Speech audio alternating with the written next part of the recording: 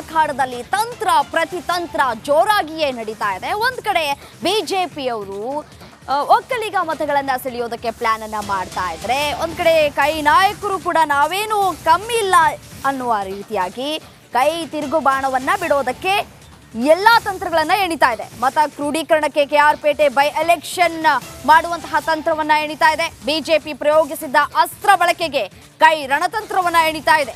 ಒಕ್ಕಲಿಗ ಇತರೆ ಸಮುದಾಯದವರ ಮೇಲೆ ಕಣ್ಣನ್ನ ಇಟ್ಟಿದ್ದಾರೆ. ಕೃಷಿ ಸಚಿವ ಚಲುವರಾಯಸ್ವಾಮಿ ನೇತೃತ್ವದಲ್ಲಿ ಸಭೆಯನ್ನ ನಡೆಸಲಾಗುತ್ತೆ. ಒಕ್ಕಲಿಗ, ದಲಿತ, ಕುರುಬ, ಏಡಿಗ ಸಮುದಾಯಗಳ ಜೊತೆ ಸಭೆಯನ್ನ ಮಾಡಲಿದ್ದಾರೆ.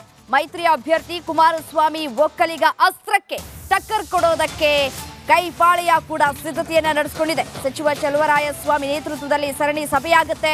ಅಭ್ಯರ್ಥಿ ಸ್ಟಾರ್ ಚಂದ್ರು ಗೆಲುವಿಗೆ ಸಮುದಾಯವನ್ನೇ ಟಾರ್ಗೆಟ್ ಮಾಡಿಕೊಂಡಿದ್ದಾರೆ. ಈ ಹಿಂದೆ ಇದೇ ರೀತಿ ಸಮುದಾಯಗಳನ್ನ ಟಾರ್ಗೆಟ್ ಮಾಡಿದಂತಹ ಬಿಜೆಪಿ ಕೆಆರ್ಪೇಟೆ ಚುನಾವಣೆಯಲ್ಲಿ ಗೆದ್ದು ಮೊದಲ ಬಾರಿಗೆ ಕಮಲ ಅರಳಿತ್ತು. ಅಂದು ವಿಜಯೇಂದ್ರ ಪ್ರಯೋಗಿಸಿದಂತಹ ದಾಳವನ್ನ ಉಳಿಸುವುದಕ್ಕೆ ಚಲುವರಾಯಸ್ವಾಮಿ ಇದೀಗ ಪ್ಲಾನ್ ಅನ್ನ ರೂಪಿಸ್ತಾ ಇದ್ದಾರೆ. ಸಭೆ ಮೇಲೆ ಸಭೆಯನ್ನ ಮಾಡೋದಕ್ಕೂ ಕೂಡ ಒಂದ್ ಕಡೆ ತಯಾರಿಯನ್ನ ಕೂಡ ನಡೆಸಿಕೊಂಡಿದ್ದಾರೆ. ಬಿಜೆಪಿಯವರ ಪ್ರತಿತಂತ್ರಕ್ಕೆ ಒಂದ್ ಕಡೆ ಕೈ ತಿರುಗು ಬಾಣವನ್ನ ನೀಡೋದಕ್ಕೆ ಎಲ್ಲ ಸಿದ್ಧತೆಯನ್ನ ಕೂಡ ಮಾಡಿಕೊಂಡಿದೆ. ಬಿಜೆಪಿ ಪ್ರಯೋಗಿಸಿದಂತಹ ಅಸ್ತ್ರ ಬಳಕೆಗೆ ಕೈ ರಣತಂತ್ರವನ್ನ ಎಣಿತಾ ಇದೆ. ಒಕ್ಕಲಿಗ ಇತರೆ ಸಮುದಾಯದವರ ಮೇಲೆ ಕಣ್ಣನ್ನ ಇಟ್ಟಿದೆ. ಎಸ್, ಈ ಕುರಿತು ಮತ್ತಷ್ಟು ಡೀಟೇಲ್ಸ್ ಕೊಡ್ತಾರೆ ನನ್ನ ಕಲೀಗ್ ಆನಂದ್, ನೇರ ಸಂಪರ್ಕದಲ್ಲಿ ಜಾಯ್ನ್ ಆಗಿದ್ದಾರೆ. ಎಸ್, ಏನು ಆನಂದ್, ಇದೀಗ ಈ ಹಿಂದೆ ವಿಜಯೇಂದ್ರ ಅವರು ಬಳಸಿದಂತಹ ತಂತ್ರವನ್ನೇ ಇದೀಗ ಕೈ ನಾಯಕರು ಬಳಸುವುದಕ್ಕೆ ರೆಡಿಯಾಗಿದ್ದಾರೆ. ಇದು ಎಷ್ಟರ ಮಟ್ಟಿಗೆ ಫಲಶ್ರುತಿಯನ್ನ ಕೊಡುತ್ತೆ? ಡೀಟೇಲ್ಸ್ ಕೊಡ್ತಾ ಹೋಗೋದಾದ್ರೆ.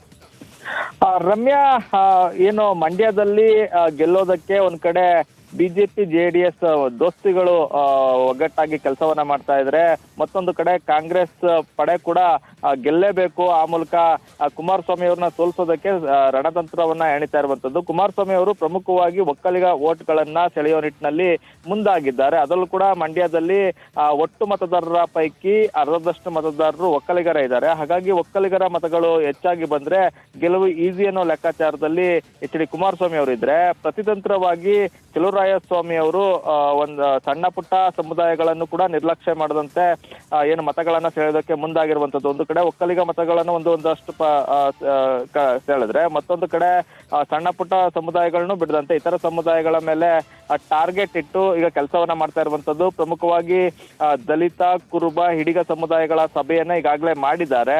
ಉಳಿದಂತೆ ಇತರ ಸಮುದಾಯಗಳ ಸಭೆಯನ್ನು ಕೂಡ ಮಾಡೋದಕ್ಕೆ ಈಗ ರೆಡಿ ಆಗಿರುವಂತದ್ದು. ಈಗಾಗಲೇ ಕುರುಬ ಹಾಗೂ ದಲಿತ ಸಮುದಾಯದ ಸಭೆಯನ್ನ ಮಾಡಿ ಆ ಮತದಾರರನ್ನ, ಆ ಸಮುದಾಯವನ್ನ ಓಲೈಕೆಗೆ ಮುಂದಾಗಿರುವಂತದ್ದು. ಅದೇ ರೀತಿ ಮುಂದಿನ ದಿನಗಳಲ್ಲಿ ಎಲ್ಲ ಸಮುದಾಯಗಳ ಸಭೆಯನ್ನು ಮಾಡೋದಕ್ಕೆ ಪ್ಲಾನ್ ಅನ್ನ ಮಾಡಿದ್ದಾರೆ. ಇದೇ ಒಂದು ತಂತ್ರಗಾರಿಕೆಯನ್ನ ಕಳೆದ ಕೆಆರ್ಪೇಟೆ ಉಪಚುನಾವಣೆಯಲ್ಲಿ ವಿಜಯೇಂದ್ರ ಬಳಸಿದ್ರು.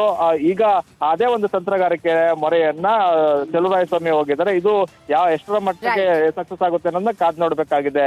ರಮ್ಯಾ, ರೈಟ್, ಧನ್ಯವಾದ ತಮ್ಮೆಲ್ಲ ಮಾಹಿತಿಗಾಗಿ.